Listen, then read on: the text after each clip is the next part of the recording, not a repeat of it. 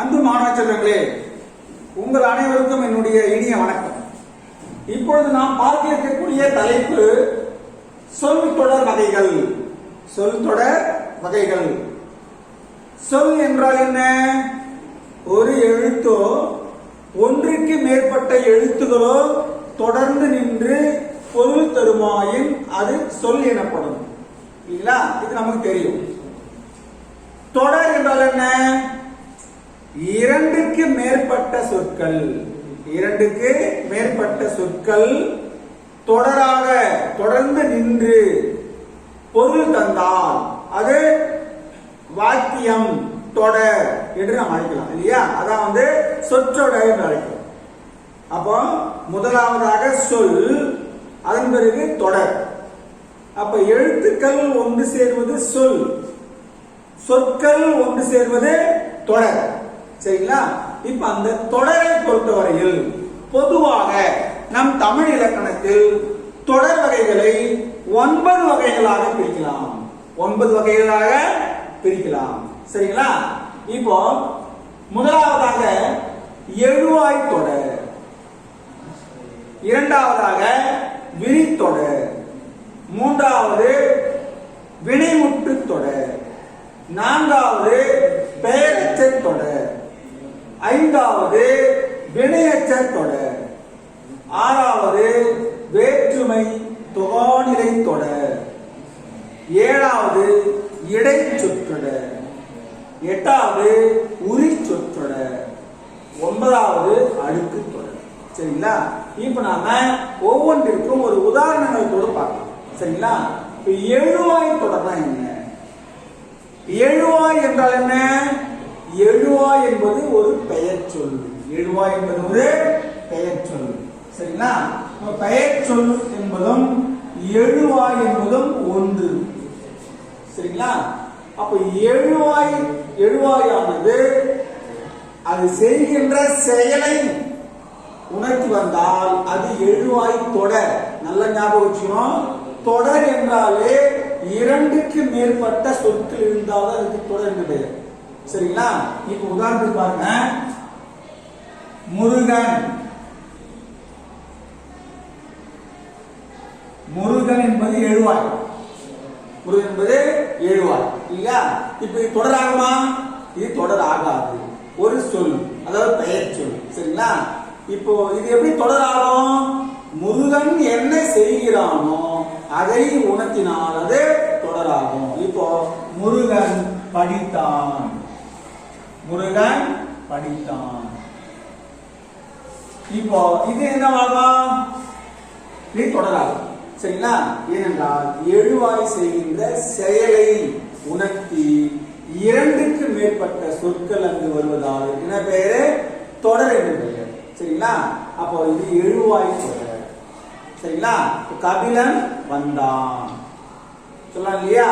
குமரன் சென்றான், சீதை பாடினாள், மாலா சிரித்தாள் சொல்றேன் இல்லையா? அப்ப இது எல்லாமே எழுவாயை கொண்டு தொடரானது முடிகிறது.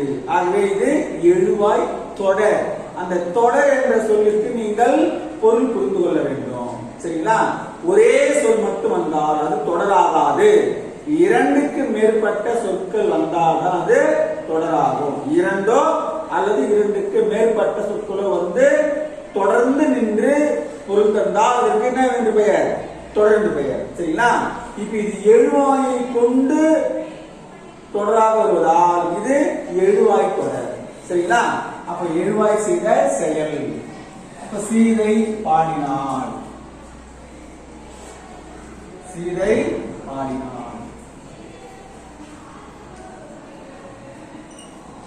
சரிங்களா? அது போல வந்தா அது எழுவாய் தொடர். சரிங்களா? அடுத்தது பாருங்க, விரித்தொடர். விரினா என்ன? ஒருவரை விழித்து அழைப்பது, கூவி அழைப்பது கூட சொல்லலாம். கூவி அழைப்பது அல்லது விழித்து அழைப்பது. இப்போ முருகா, கந்தா, குமரா, வேளா அப்படி சொல்றோம் இல்லையா? அப்போ எல்லாமே என்ன சொல்றோம்? நாம் ஒருவரை கூவி அழைப்பதை போல இருந்தால் அந்த சொல்லுக்கு என்ன என்று பெயர்? விரி என்று பெயர். சரிங்களா?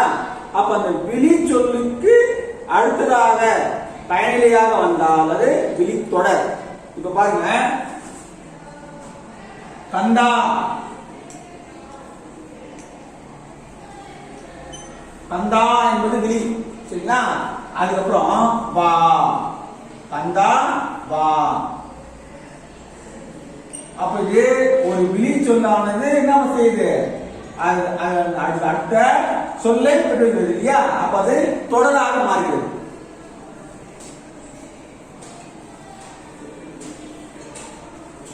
முருகா வா, முயற்சி செய், முயற்சி செய். முயற்சி செய் என்பது ஒருவரை செய்து ஒரு செயலை அழுத்தமாக செய்ய சொல்லுதல், சரிங்களா? அதுவும் விழித்தொடராகவே கருதப்படும். அப்போ விழி என்பது என்ன? ஒருவரை கூவி அழைப்பதை போல வந்து அவரை ஒரு செயலை செய்ய சொல்வது விழித்தொடராகும். அப்ப ஏன் தொடர் சொல்றது? இது விழிச்சொல், அது வா என்ற சொல்லானது அதை தொடர்ந்து வருவதால் இது விழித்தொடர். அடுத்து பாருங்க, வினைமுற்று தொடர். வினைமுற்று தொடர் அதாவது முடிந்து போன ஒரு வினை சொல்லானது அதற்கு அடுத்த தொடர் சொல்லை பெற்று வரும். இப்போ வந்தான், வந்தான்,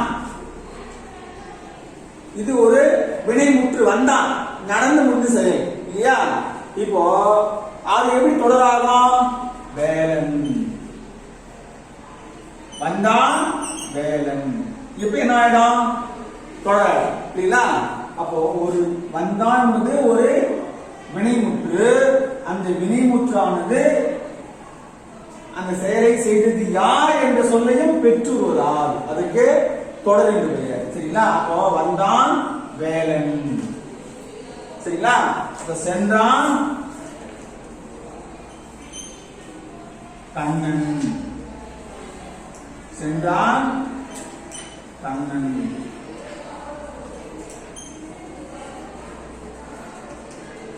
அப்ப இது வினைமுற்று தொடர். ஏனென்றால் வந்தான் சென்றான் என்பது நடந்து முடிந்த செயல், முற்று பெற்ற வினை. அப்ப முற்று பெற்ற வினை சொல்லானது தொடர்ந்து நின்று வேறொரு சொல்லை பெற்றுகிறது இல்லையா? அந்த செயலை செய்தது யார்? சென்றது யார்? கண்ணன். வந்தது யார்? வேலன். அப்போ ஒரு வினை முற்றானது அதுக்கு அடுத்த செயலையும் அச்செயல் செய்த செயல் யார் என்பதையும் உணர்த்தி வருவதால் இதற்கு வினைமுற்று தொடர் என்று பெயர். அடுத்து பாருங்க, பெயரச்ச தொடர். எச்சம் என்றால் என்ன? ஒரு சொல்லானது முடிவுபெறாமல் தொக்கி நிற்பது எச்சம் எனப்படும், சரியா? முடிவுபெறாமல் தொக்கி நிற்பது. படித்த, சென்ற, ஓடிய, ஆடிய, பாடிய. இப்ப நான் சொன்ன சொல்ல எல்லாமே முடிவு பெற்றுள்ளதா? இல்லை, முடிவு பெறாமல் இருக்கிறது. படித்த மாணவன், சென்ற மாணவி, ஓடிய குதிரை, பாடிய பாடகன் சொல்லியா? இப்போ ரெண்டாவது சொல்லும்போது என்னாவது? அந்த சொல்லானது பெயர் சொல்லை கொண்டு முடிகிறது. ஆகவே ஒரு எச்சமானது பெயர் சொல்லை கொண்டு முடிந்தால் அது பெயரெச்சம், சரிங்களா? இப்போ படித்த மாணவன்,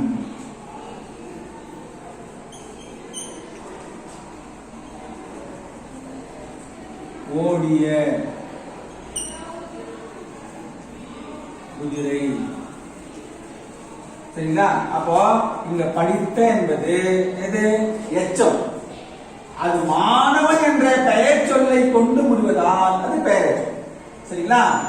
ஓடிய என்பது எச்சம், குதிரை என்ற பெயர் சொல்லை கொண்டு முடிவதால் அது பெயரெச்சம். அப்போ எச்சமானது எந்த சொல்லை கொண்டு முடிகிறதோ அது அந்த எச்சமாக கருதப்படும். பெயர் சொல்லை கொண்டு முடிந்தால் பெயரெச்சம், வினை சொல்லை கொண்டு முடிந்தால் வினையெச்சம், சரிங்களா? இப்ப பாருங்க, பாருங்க வினையெச்சம். பாருங்க, படித்து, படித்து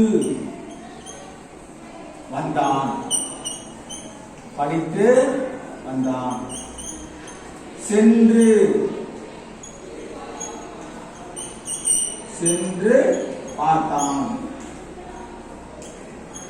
சொல்றேன் இல்லையா? அப்ப பாருங்க, படித்து என்பது ஒரு வினை, வந்தான் என்பது ஒரு வினை. அதே போல சென்று என்பது ஒரு வினை, பார்த்தான் என்பது ஒரு வினை. அப்போ ஒரு படித்து சென்று என்பது எச்சச்சொல்.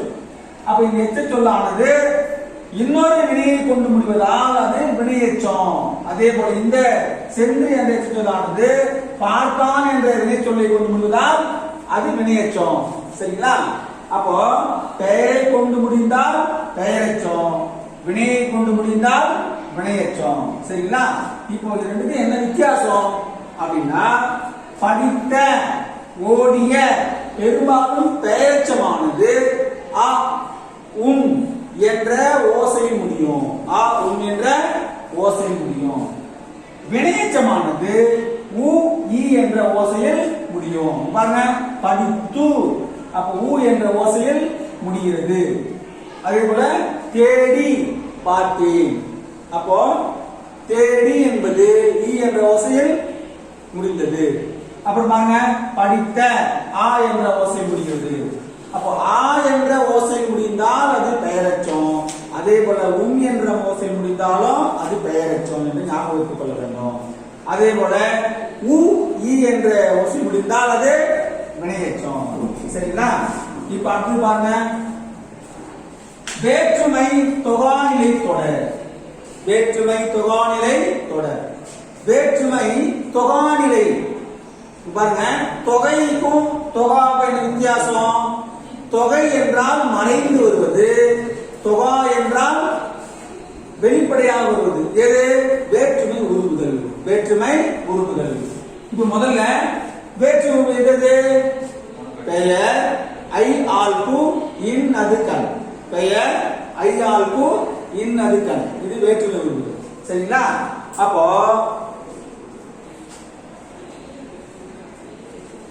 பெயர் ஐ ஆல் கு இன் அது கண். இல்லையா? அடுத்தது விழி. அப்ப எத்தனை மொத்தம்? 1 2 3 4 5 6 7 8. மொத்தம் வேற்றுமை இருக்குது 8 வேற்றுமை இருக்குது. அப்ப முதல் வேற்றுமைக்கும் 8ஆம் வேற்றுமைக்கும் உருவு கிடையாது. அப்ப மற்ற 6 வேற்றுமைக்கு உருவுகள் உண்டு. அப்ப இந்த ஐயாருக்கு இன்னதுதான் என்ற வேற்றுமை உருவுகள் ஒரு சொல்லில் மறைந்து வந்தால் அது தொகைநிலை தொடர், வேற்றுமை தொகைநிலை. வெளிப்படையாக வந்தால் அது வேற்றுமை தொகாநிலை. சரிங்களா? இப்ப பாருங்க, முருகனை பார்த்தேன். முருகனை பார்த்தேன் சொல்லாங்க இல்லையா? அப்போ இந்த இடத்துல முருகனை பார்த்தேன் அப்படின்னு சொல்லும் பொழுது வேற்றுமை உருவானது வெளிப்படையா வந்திருக்கா, மறைந்து வந்திருக்கா? வெளிப்படையா வந்திருக்கு. முருகனை. சரிங்களா? கத்தியால் வெட்டினான். கத்தியால் வெட்டினான். புலவருக்கு பரிசு கொடுத்தார். புலவருக்கு பரிசு கொடுத்தார். சரிங்களா? அப்ப அது போல வேற்றுமை உறுப்புகள் வெளிப்படையாக வரும் பட்சத்தில் அது வேற்றுமை தொகாநிலை தொடர். அப்ப முருகனை என்ற வேற்றுமை சொல்லானது வெளிப்படையாக வந்து அதன் பிறகு பார்த்தேன் என்ற சொல்லானது தொடர்ந்து வருவதால் அதுக்கு வேற்றுமை தொகாநிலை தொடர். சரிங்களா? வீட்டை கட்டினான். வீட்டை கட்டினான். சரிங்களா? அடுத்து பாருங்க, இடைச்சொற்றொடர். இடைச்சொல்ல என்ன? பாத்தீங்களா? ஐயாளுக்கு இன்னது கண். இந்த 6 வேற்றுமை உறுப்புகளும் இடைச்சொல்தான் இல்லையா? அப்ப வேற்றுமை உறுப்புகள் இடைச்சொற்கள், ஓம உறுப்புகள் இடைச்சொற்கள். சரிங்களா? அப்ப இடைச்சொல்லுக்கு என்று தனியாக பொருள் கிடையாது. இடைச்சொல்லானது பெயர் சொல்லோடும் வினை சொல்லோடும் சேர்ந்து வந்துதான் என்ன செய்யும்? பொருளை உணர்த்தும். இப்போ உதாரணத்துக்கு பாருங்க, முருகனும் கந்தனும் பூங்காவிற்கு சென்றார்கள். அப்போ முருகனும் வருது இல்லையா, முருகனும் கந்தனும்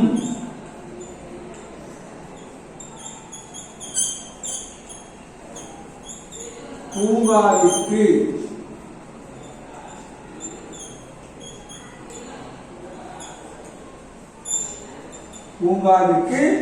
சென்றார்கள்.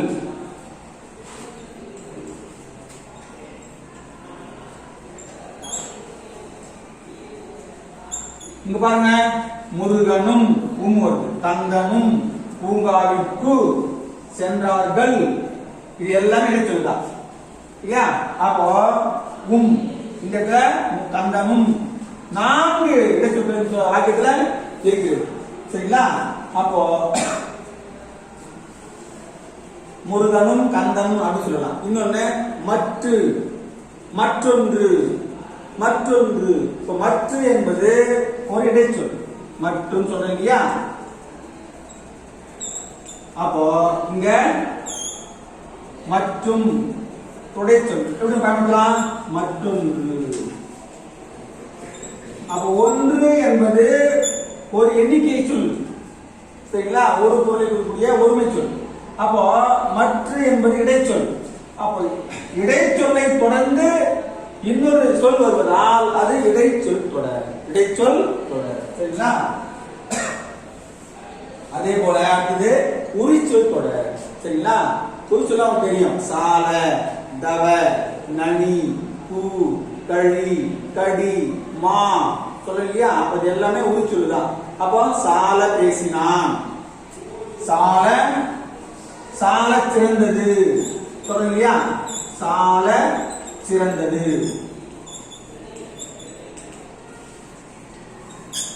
மாமுனிவர்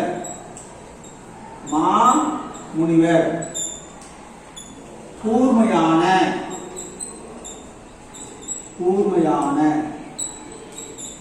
சொல்ல இல்லையா? பாருங்க, கூர், மா, சால. அப்போ உரிச்சொல்லை தொடர்ந்து சொற்கள் வருவதால் அது உரிச்சொல் தொடர். சரிங்களா? உரிச்சொல் வரணும். அடுத்து பாருங்க, அடுக்கு தொடர். அது நமக்கு தெரியும். வாழ்க வாழ்க, வருக வருக சொல்றோம் இல்லையா? அப்போ பாம்பு. அப்ப அது போல ஒரே சொல்லானது மீண்டும் மீண்டும் வந்து ஒரே பொருளை தருமாயின் அது என்னவாகும்? அடுக்கு தொடராகும். அப்ப அடுக்கு தொடரானது எந்த அடிப்படையில் வரும்? விரைவின் காரணமா வரும். சரிங்களா? அடுத்தது மகிழ்ச்சியின் காரணமா வரும். அப்போ வாழ்க வாழ்க என்பது மகிழ்ச்சியின் காரணமாக, பாம்பு என்பது விரைவின் காரணமாக, போ வா சொல்ல இல்லையா? அப்ப இது போல ஒரே சொல்லானது 2-3 முறை கூட அடுக்கி வரும். அப்ப அவ்வாறு அடுக்கி வருகின்ற சொல்லானது பிரித்தாலும் பொருள் தரும். அப்போ அது அடுக்கி வருகின்ற தொடர்களால், சொற்களால் தொடர்ந்து நின்று தொடராக இருப்பதால் என்ன பேரு? அடுக்கு தொடர் என்று பெயர். சரிங்களா? இப்ப நம்ம வீட்டுக்கு என்ன பண்ணுவாங்க? விருந்தாளி வருவாங்க. நாம என்ன பண்றோம்? வாங்க வாங்க வாங்க வாங்க அப்படி கூப்பிடுறோம் பாத்தீங்களா? அப்படி கூப்பிடும்போது என்ன பண்றோம்? நாம அந்த வாங்க என்ற சொல்லானது வருக சொல்ல இல்லையா? என்ன பண்றோம்? வருக. அப்ப என்ன செய்யறோம்? 2-3-4 முறை கூட என்ன பண்றோம்? அந்த சொல்லை நாம பயன்படுத்துறோம். அதுக்கு பெயர் தான் அடுக்கு தொடர். அப்ப மகிழ்ச்சியின் காரணமா சொல்றது. சரிங்களா?